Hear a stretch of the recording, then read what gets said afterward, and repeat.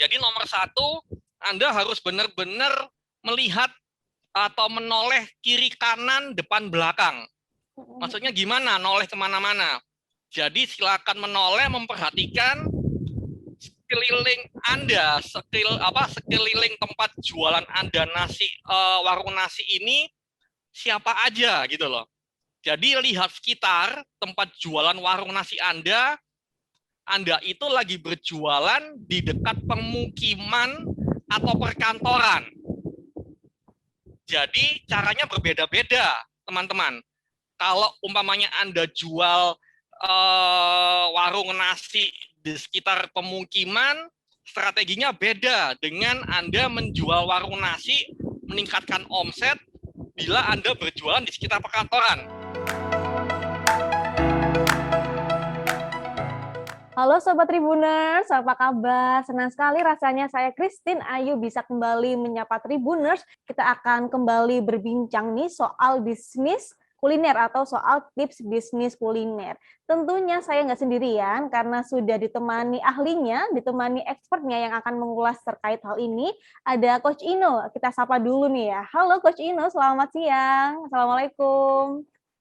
Waalaikumsalam Mbak Christine, gimana kabarnya pada saat pandemi ini? Alhamdulillah masih sehat. Coach Ino gimana nih Coach kabarnya? Alhamdulillah harus selalu taat pada prokes ya saat ini ya. Bener, harus prokes ini harus benar-benar diterapkan gitu ya Coach ya. Kalau sekarang ini nggak boleh kita sampai teledor terkait prokes ini. Jadi Tribuners, Coach Ino ini merupakan seorang coach bisnis kuliner yang sangat expert, yang mungkin Tribuners sudah nggak asing dengan wajah Coach Ino karena sudah berkali-kali sharing di portal Tribun Jatim Network ini. Dan pada kali ini Coach Ino akan berbagi tips seputar tips kuliner tentunya ya. Kalau sebelumnya kita membahas terkait meningkatkan omset PKL penjual nasi goreng, dan kali ini kita akan membahas gimana sih cara menaikkan omset bagi warung nasi selama pandemi atau PPKM ini. Karena seperti yang kita tahu ya bahwa warung nasi ini menjadi salah satu sektor yang terdampak atau bahkan sangat terdampak dengan pandemi dan juga PPKM ini. Jadi daripada nunggu lama-lama nih, langsung nih kita alihkan ke Coach Ino. Silakan Coach Ino. Oke, selamat siang pemirsa Tribun Jawa Timur dan Surya Online. Saya di sini Ino Coach Bisnis Kuliner berusaha untuk sharing ya, untuk bagaimana caranya pengusaha-pengusaha kuliner se-Indonesia bisa pulih omsetnya meskipun terkena dampak pandemi apalagi PPKM. Jadi di sini setelah sebelumnya kata Mbak Christine, kemarin kita membahas bagaimana meningkatkan omset PKL nasi goreng. Saat ini kami berusaha ya memilihkan tema pengusaha kuliner, yaitu adalah warung nasi, apalagi warung nasi tradisional. Kenapa kita memilihkan ini? Kita mulai dari awal ya, bagaimana apa yang terjadi pada awal pandemi mulai masuk di Indonesia. Jadi banyak bisnis kuliner ya yang terdampak secara omset pada saat pandemi ini. Jadi mungkin ya dari awal pandemi sampai sekarang ada beberapa, atau bahkan saya juga membaca di ini ya media massa di Jakarta 1.500 restoran tutup karena tidak kuat cash flow-nya menghadapi pandemi apalagi PPKM ini.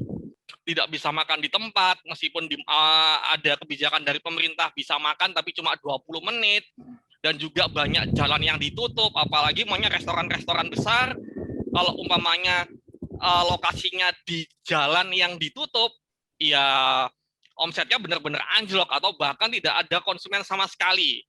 Pengusaha kuliner harus siap sedia, meskipun pandemi ini 4 tahun atau 5 tahun ke depan atau PPKM mau diperpanjang lagi, harus siap gitu loh. Karena kalau nggak siap, banyak omset merosot tajam dibandingkan sebelum pandemi. Ada beberapa pengusaha kuliner yang ini ya saya dengarkan, atau juga ada beberapa pengusaha kuliner yang saya coaching, omsetnya ada yang turun 80%, ada yang turun 90%, jadi omsetnya tinggal 10% ini. Jadi mereka bingung nih, gimana? Harus membiayai karyawan-karyawannya, atau mungkin gimana caranya agar kalau umpamanya kontraknya habis nanti memperpanjang lagi gimana, duitnya dapat dari mana. Jadi pilihannya ya untuk pengusaha kuliner se-Indonesia, pilihannya ada dua. Pilihannya yang bisa dipilih oleh pengusaha se-Indonesia pada saat pandemi dan PPKM ini tinggal dua, yaitu pilihannya adalah menyerah, pasrah. Jadi menyerah kalah, pasrah pada keadaan. Jadi sudah tidak tahu lagi mau gimana caranya, atau juga berusaha ya, berusaha mencari tahu, berusaha untuk benar-benar paham strateginya bagaimana agar omset bisa bangkit lagi. Karena kalau umpamanya tidak bangkit, apalagi pada saat PPKM ini ya terpaksa bisa-bisa tutup gitu loh. Karena tidak ada pembeli, penjualannya sedikit. Jadi saat ini ya kami memutuskan untuk sharing pedagang atau pengusaha kecil kuliner. Yang kita bahas adalah warung nasi, terutama warung nasi tradisional. Karena di Indonesia banyak sekali warung nasi bertebaran. Apalagi kalau warung nasi tradisional yang banyak sekali, itu biasanya adalah UKM kecil. Mereka menjalankan bisnis dengan cara tradisional. Tidak tahu strateginya bagaimana, benar-benar bergantung hidupnya pada ini penjualan hari itu juga gitu loh. Jadi kita membahas bagaimana caranya bisnis warung nasi tradisional dengan strategi yang insya Allah saya akan sharing di sini, omsetnya bisa naik saat pandemi dan PPKM. Oke, ini kan seperti yang sudah saya katakan tadi, kalau bisnis kuliner ini memang sangat-sangat terdampak begitu ya Coach ya di masa pandemi dan juga PPKM darurat ini. Lantas apa sih faktor-faktor yang membuat warung nasi ini benar-benar sepi, benar-benar turun omsetnya selama pandemi, selama PPKM ini, Coach? Jadi kenapa ya warung nasi tradisional termasuk yang kena dampak yang besar pada pandemi PPKM ini? Pertama ya, ada pembatasan waktu.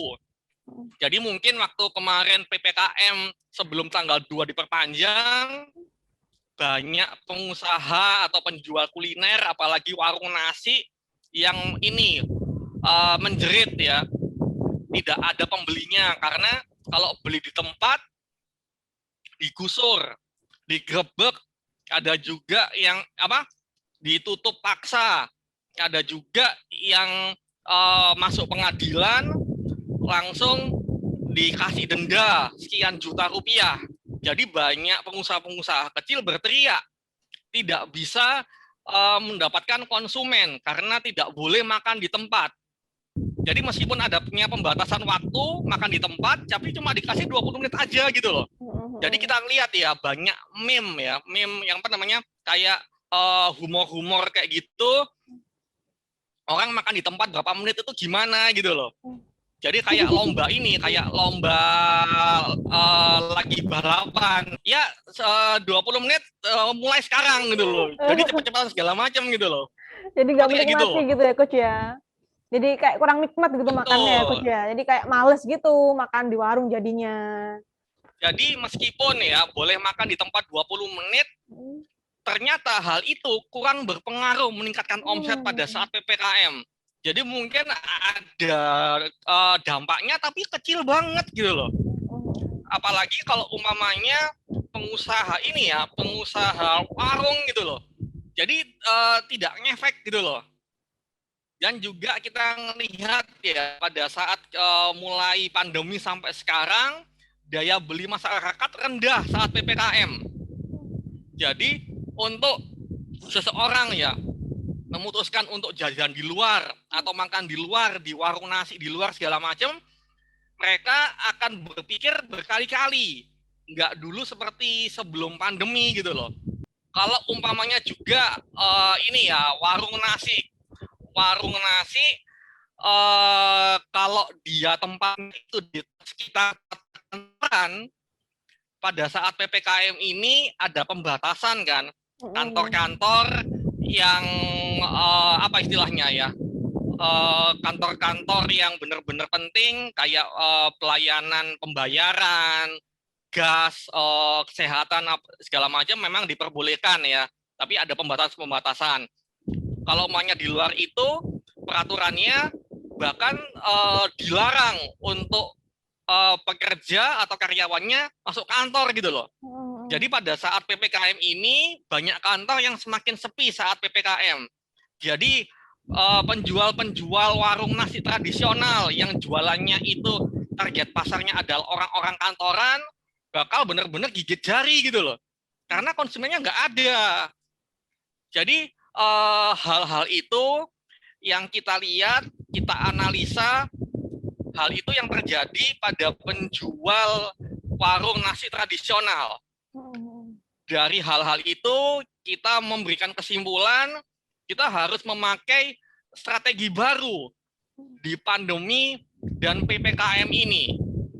Coach Ino tadi sudah memaparkan nih Tribuners soal kenapa sih warung nasi tradisional ini sangat terdampak dengan adanya pandemi, apalagi dengan PPKM ini. Yang pertama tadi menyebutkan terkait peraturan makan di tempat. Meskipun sekarang pemerintah sudah memperbolehkan masyarakat untuk makan di tempat, di rumah makan atau di warung, namun durasinya hanya 20 menit dan tentunya itu nggak cukup banget nih. Kalau saya nih Coach bakal nggak cukup dengan 20 menit itu bakal nggak nyaman makannya. Akhirnya masyarakat pun enggan untuk makan di warung. Kemudian yang kedua tadi juga menyebut adanya menurunnya daya beli masyarakat ya Coach ya. Mungkin karena ada beberapa masyarakat yang dirumahkan sehingga akhirnya kesulitan begitu untuk makan, apalagi makan di luar. Dan terakhir tadi menyebutkan terkait banyak kantor yang sepi. Padahal banyak sekali konsumen dari warung nasi tradisional ini yang dari pegawai kantoran, begitu ya Coach ya?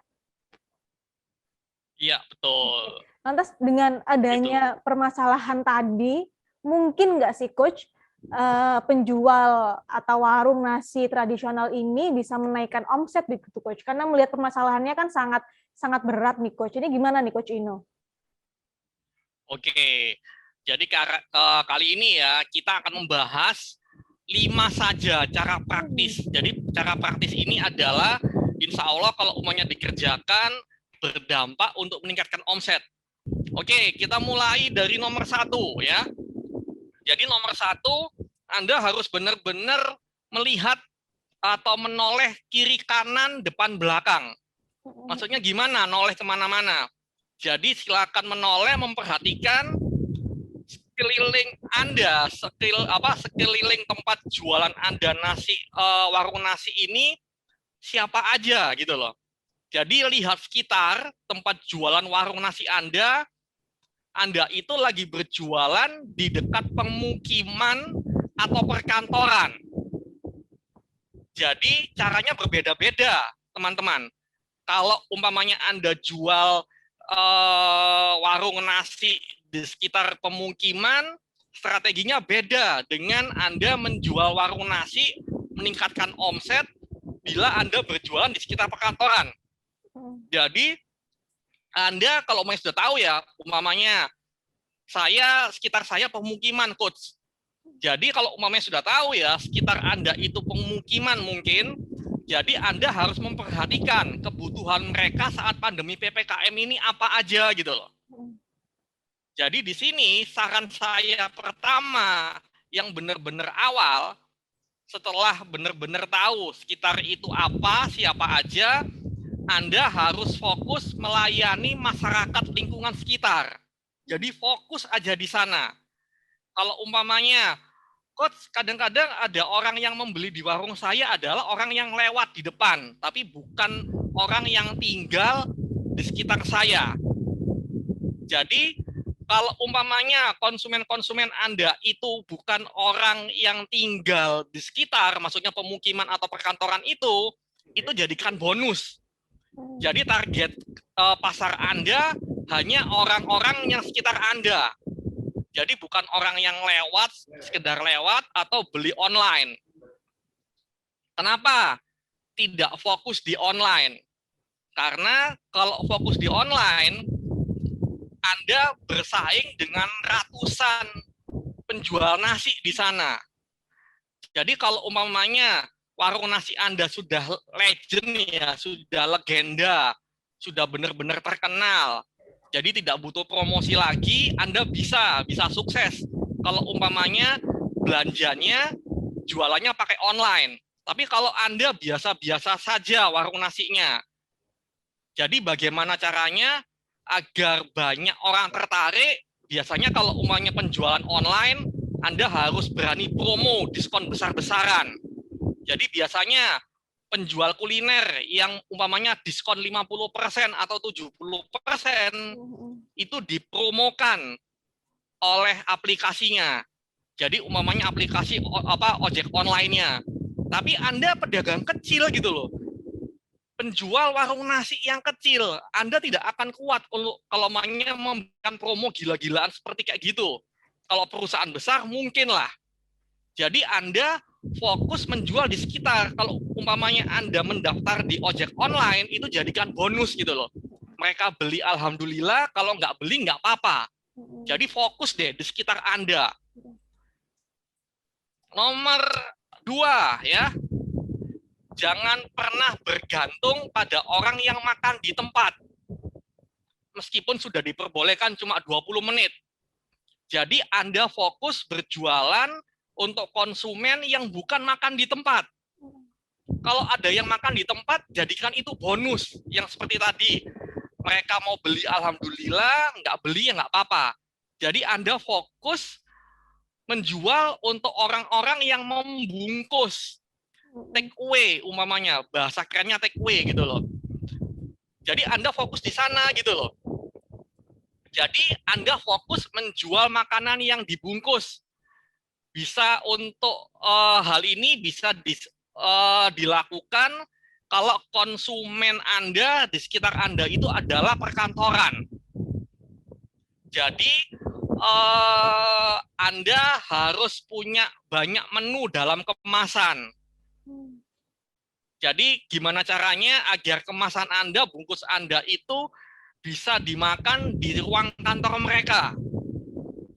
Jadi itu lebih bagus dan tidak terburu-buru. Anda juga harus mengedukasikannya gitu loh. Dijual umpamanya bungkusnya, kertas bungkus itu harganya berapa, atau pakai styrofoam itu harganya berapa. Jadi Anda fokus menjual untuk dibungkus aja daripada makan di tempat. Dan kalau umpamanya pada saat makan di tempat banyak konsumen Anda tidak taat prokes, kalau umpamanya ada rahasia, Anda juga yang kena masalah nanti. Karena kita tidak bisa mengontrol kan konsumen mau makan gimana segala macam, mau dempet-dempetan, mungkin pada saat tidak makan tidak pakai masker segala macam. Kalau umpamanya ada rahasia, Anda juga nanti yang bermasalah gitu loh. Jadi fokus menjual dalam bentuk bungkus lebih bagus. Kalau orang yang mau makan silahkan, tapi bukan itu yang kita targetkan. Itu yang terjadi kalau konsumennya adalah orang-orang kantoran. Bagaimana kalau umpamanya konsumennya adalah orang-orang pemukiman atau perumahan? Jadi di sini saran saya adalah Anda warung nasi fokus berjualan sayur, lauk, dan sambal mungkin. Jadi yang sudah diporsi. Contoh kalau umpamanya ya, yang dibutuhkan oleh keluarga atau tempat tinggal. Jual kayak sayur bayam itu sudah dibungkusin gitu loh. Jadi bisa untuk makan sekeluarga. Jadi bukan diporsi seperti satu porsi nasi bungkus, tapi Anda ini jualan sayurnya aja, atau sambelnya aja dibungkus, atau lauknya ayam goreng, ayam crispy segala macam, telur dadar segala macam sudah porsian porsi lauknya aja atau sayurnya. Gunanya agar produk-produk yang Anda jual bisa dimakan di rumah dengan nasi sendiri. Jadi biasanya kalau keluarga pingin hemat ya, apalagi pada saat pandemi ini, mereka pingin tetap makan enak, gizi juga, vitamin juga tercukupin, tapi bisa hemat gitu loh. Yaitu adalah biasanya beli lauknya aja, beli sayurnya aja, atau kuah atau sambelnya, nasinya nasi bikinan sendiri di rumah masing-masing. Jadi pasti akan lebih hemat. Seperti kayak gitu. Oke, tadi nomor berapa ya? Tadi nomor 2. Sekarang nomor 3. Di sini adalah kita bagaimana caranya memudahkan konsumen kita. Jadi kalau bisa ya, kita lihat ya, kita sudah tahu ya, karena PPKM ini orang yang lalu lalang di jalan semakin sedikit, jalanan semakin sepi. Jadi orang-orang untuk keluar jajan keluar rumah semakin takut. Jadi agar Anda bisa memudahkan konsumen-konsumen sekitar Anda. Jadi kita fokus lagi ya, kita ulangi, Anda fokus pada konsumen di sekitar Anda agar memudahkan Anda bisa membuat jasa pengantaran sendiri dan pesannya pakai WA untuk konsumen sekitar. Jadi konsumen kalau ingin beli mungkin ya kantor ingin beli nasi campur atau si ayam goreng segala macam, mereka tidak usah keluar kantor. Coba pesennya pakai WA pribadi Anda, nanti dianterin. Jadi jangan terlalu bergantung pada ojek online. Mungkin ada Anda ya, loh kok sekarang kan ada ini promo gila-gilaan, diskon 50%, 70%. Jadi ada ojek online baru yang lagi bakar duit gitu loh. Jadi bikin diskon gila-gilaan. Bisa aja, tapi ya itu diskon gila-gilaan, penjualnya banyak juga yang ngasih diskon gitu loh. Jadi nanti Anda bersaing dengan pengusaha-pengusaha lain gitu loh. Jadi Anda lebih bagus ada keluarga atau karyawan Anda yang khusus untuk mengantarkan pesanan-pesanan konsumen di sekitar wilayah Anda.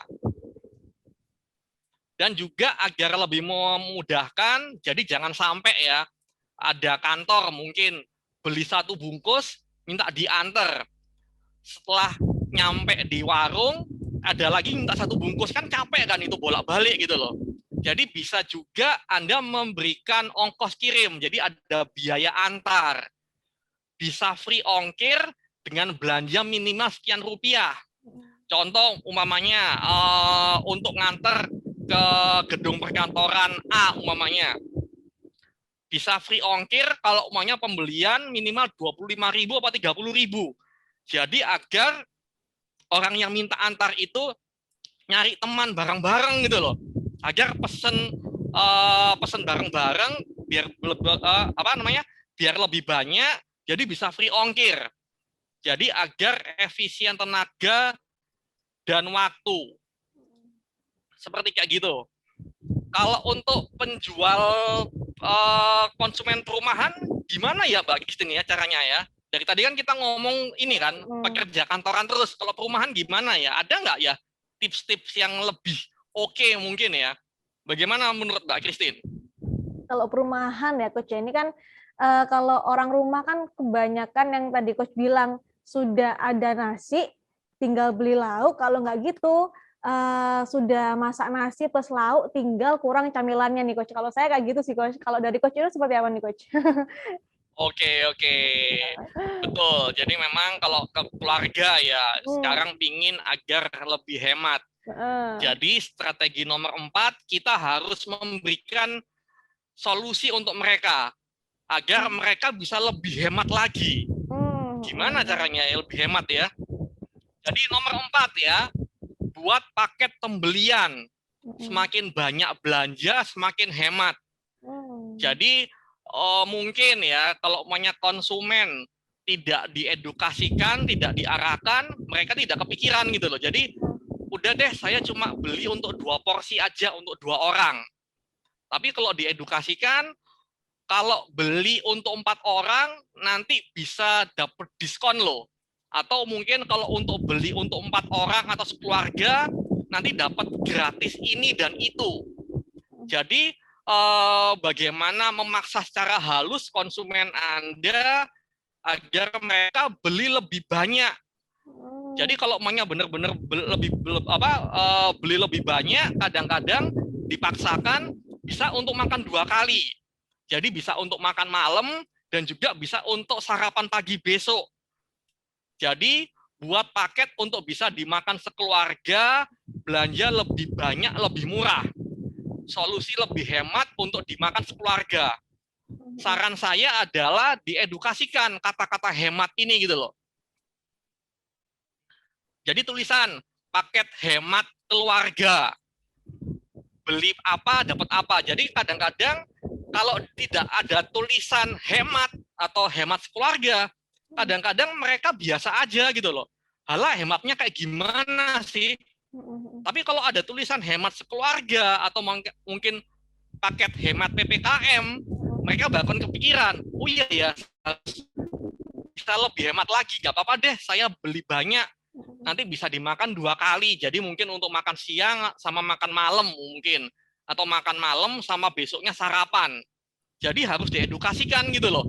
Kalau beli di tempat Anda, mereka akan bisa mendapatkan hemat lebih besar gitu loh.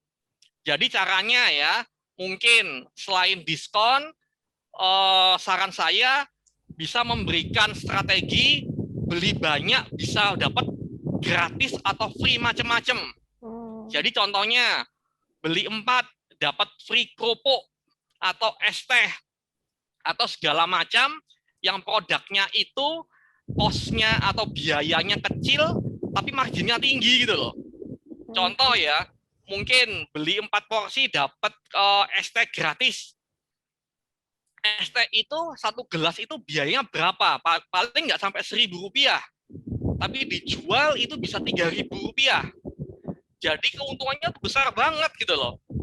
Nggak apa-apa deh, karena keuntungannya besar banget, biaya nggak sampai 1.000 itu digratiskan, dikasihkan ke konsumen.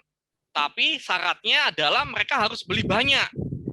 Jadi Anda harus benar-benar tahu produk-produk apa yang Anda jual yang biayanya kecil, marginnya tinggi.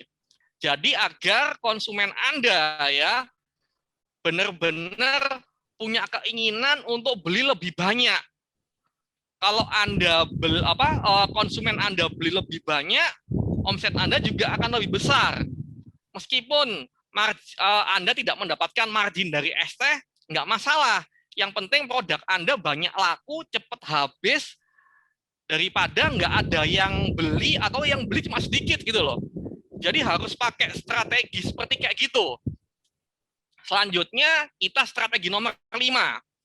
Strategi nomor 5 ini yang paling penting loh, bener-bener paling efek meningkatkan omset. Menurut Mbak Christine apa nih ya yang paling bener-bener penting, lebih penting mungkin daripada strategi-strategi sebelumnya?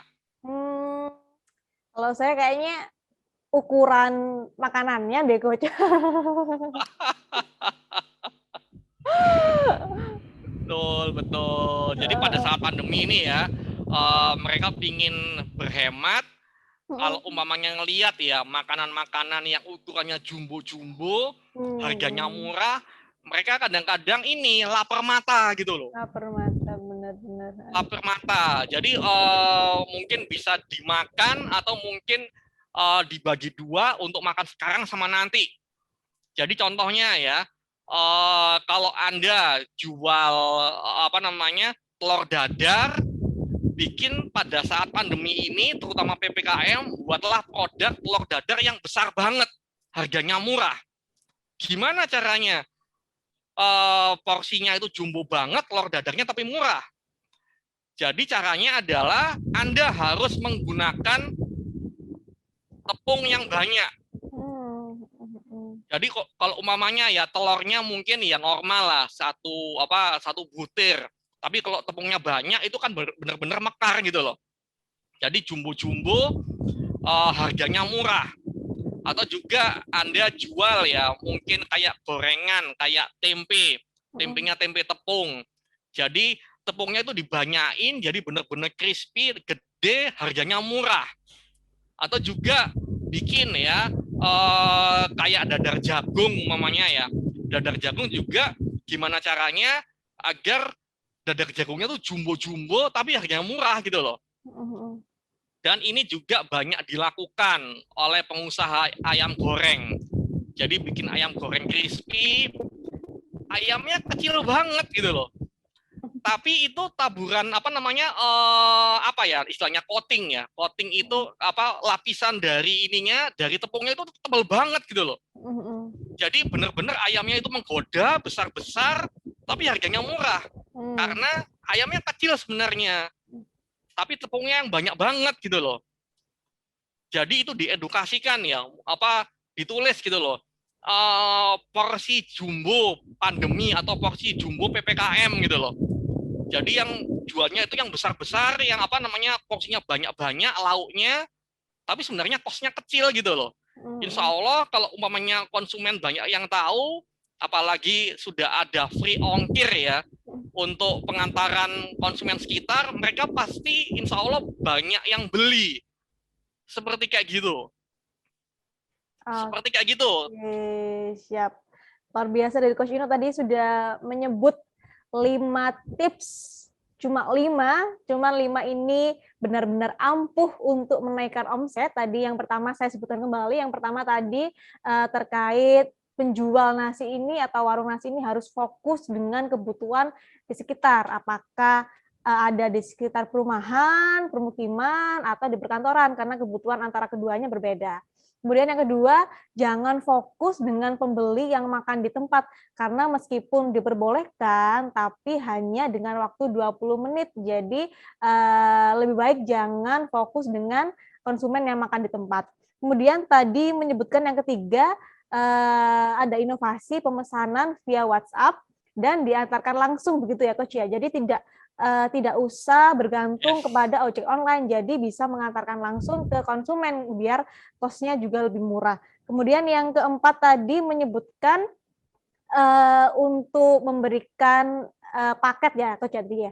Paket, jadi semakin banyak yang dipesan maka akan mendapatkan bonus atau dalam istilahnya ini ada paket spesial begitu. Ini yang bisa menjadi opsi bagi warung nasi yang berada di sekitar permukiman atau perumahan, di mana orang rumah, apalagi ibu-ibu ini pengen beli porsi yang besar, dan tentunya kalau ada bonus ini bisa menarik perhatian mereka.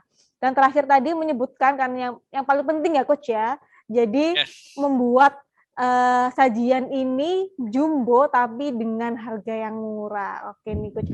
Cuman Coach kalau misalnya nih dalam seminggu itu misalnya penjual warung nasi itu memberikan satu menu spesial misalnya di akhir pekan, ini ngefek gak sih Coach? Misalnya warung nasi sederhana begitu ya, atau masakan-masakan rumahan gitu, tiba-tiba di akhir pekan ini buka PO istilahnya Coach, PO misalnya sebelah atau bakso aci, itu ngefek gak sih Coach kayak gitu Coach? Akan ngefek sekali kalau pakai PO ya. Jadi istilahnya harus diedukasikan beberapa hari sebelumnya. Jadi bagusnya adalah penjual bisa memproduksi sesuai dengan pesanan. Dan juga berapa jam aja sudah ludes gitu loh. Karena itu pesanan semua gitu loh. Itu bagus juga kalau umpamanya pada weekend ya, untuk orang-orang yang kerja di kantor. Jadi pada saat hari libur mereka kan tidak di kantor kan. Jadi bisa dapat dua-duanya target pasarnya itu gitu loh. Tapi itu kayaknya khusus untuk ini ya, penjual nasi yang di perumahan ya, di pemukiman ya. Kalau di kantoran kayaknya pada tutup kan kantornya kalau weekend ya. Seperti kayak gitu. Oke. Tapi kalau misalnya nih Coach, kita mengganti menu gitu. Tadi kan yang poin 5 kan menyebutkan lauk yang jumbo tapi dengan harga yang murah. Kalau misalnya pedagang warung nasi ini sebelumnya berjualan ayam, misalnya ayam dengan potongan yang besar, kemudian ketika PPKM pandemi ini sepi, kemudian dia beralih nih Coach ke ayam yang ayamnya kecil tapi dengan layer atau tepung yang besar. Ini apakah nanti akan membuat konsumen kecewa gitu Coach, atau bisa dibuat misalnya ada menu yang potongan besar itu ditambah dengan menu dengan tepung atau dengan tambahan bumbu yang besar itu Coach. Seperti apa Coach Ino? Oke, jadi kalau umpamanya ya kita membuat menu baru, gimana caranya agar menu baru itu banyak orang yang nyoba? Maksudnya perkenalan, jadi banyak orang yang nyoba. Kita harus memberikan ya tipsnya adalah menu itu harus diberi nama. Jadi kalau kita cuma produk baru ayam jumbo, itu bagus sih daripada kita cuma diem-dieman aja tidak ada tulisan di depan. Jadi kalau tidak ada tulisan di depan, orang disangkanya ya biasa-biasa aja. Mungkin dikasih tulisan ya, menu baru mulai hari ini ayam jumbo kremes PPKM umpamanya. Itu membuat orang penasaran, jadi pingin beli, pingin nyoba. Nanti mereka itu akan mau membeli lagi atau enggak, maksudnya untuk repeat buying ya, untuk membeli lagi itu tergantung dari kepuasan mereka. Ekspektasi mereka itu cocok apa enggak. Itu bisa diminimalkan, ekspektasinya itu disamakan, yaitu kalau maunya menunya ditulis gitu loh.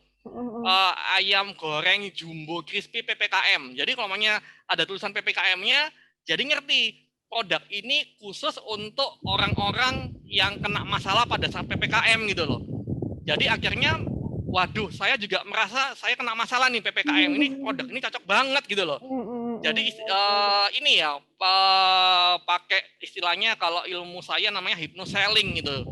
Jadi menjual, jadi diarahkan gitu loh, tidak hanya menjual produk, tapi ada ininya ada tulisan PPKM itu gitu loh. Insya Allah bisa lebih ngefek sebenarnya. Oke. Apakah penjualan bisa naik dengan tambahan kita membagikan brosur atau flyer gitu, Coach?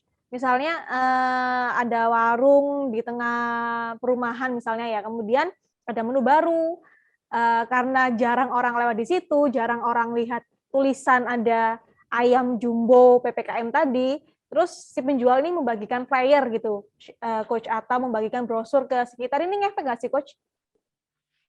Efek banget, apalagi ini ya, karena kita hanya menjual di sekitar wilayah kita ya, sekitar tempat penjualan kita.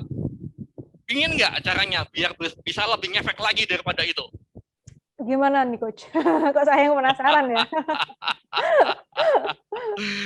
Jadi ya, brosur itu ya harus ditulis gitu loh. Menu baru, gratis es teh jumbo. Pembelian promo hanya sampai tanggal berapa.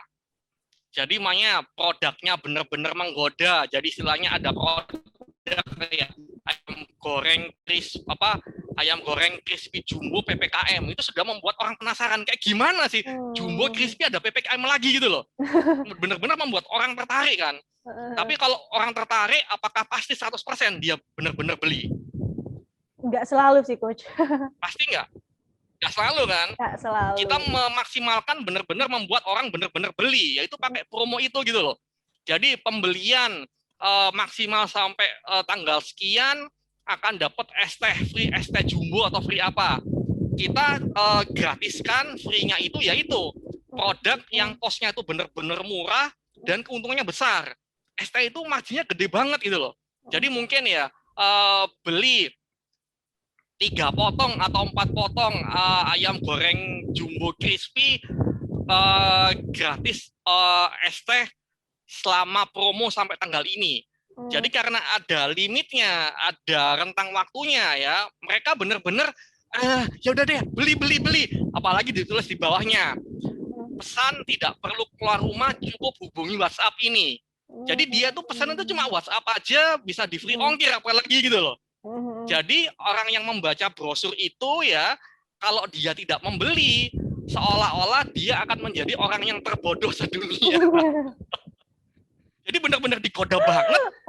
Kalau mainnya nggak action, nggak dapet itu gitu loh. Apalagi produknya aja sudah membuat orang penasaran gitu loh. Jadi seperti kayak gitu tuh. Lah bagus nih Mbak Christine. Jadi kalau mainnya ditanya, jadi ilmu saya keluar semua. Gitu Mbak Christine. Oke, ini nggak kerasa nih Coach, sudah 1 jam kita berbincang-bincang. Coach juga sudah berbagi ilmu. Dan gimana nih Tribuners, apalagi bagi para pemilik warung nasi, gampang kan untuk menaikkan omset di masa pandemi ini kan. Jadi kalau misalnya omsetnya pengen naik, langsung nih mengikuti saran dari Coach Inu. Coach Inu, terakhir nih, apa yang ingin disampaikan kepada penjual atau pemilik warung nasi yang terdampak PPKM dan juga pandemi ini? Oke, untuk Anda ya, penjual warung nasi, entah itu penjualnya itu di sekitar perkantoran atau pemukiman, pastikan mindset seperti kayak gini. Tidak ada masalah yang tanpa solusi. Semua itu ada solusinya. Insya Allah pasti ada jalan keluarnya. Yang penting tetap semangat, berprasangka baik pada Tuhan ya, karena semua ini adalah ujian. Semua hal yang kita dapatkan, hal yang susah segala macam, pasti ada hikmahnya. Jadi tetap selalu berusaha untuk menuntut ilmu agar Anda bisa keluar dari masalah pandemi PPKM ini dengan selamat dan juga mungkin saja bisa lebih sukses lagi daripada sebelumnya. Tetap semangat. Seperti kayak gitu, Mbak Justin. Tetap semangat jadi kuncinya nih Tribuners. Baik, terima kasih banyak Coach Inu karena sudah berbagi pada hari ini. Ditunggu tips-tips seputar bisnis kuliner selanjutnya ya Coach ya. Sampai berjumpa kembali Coach Inu. Oke, sampai jumpa. Oke, dan Tribuners, sekian bincang-bincang edisi kali ini. Sampai berjumpa kembali di bincang-bincang soal tips bisnis kuliner selanjutnya bersama Coach Ino. Saya Christine Ai, pamit undur diri. Sampai jumpa.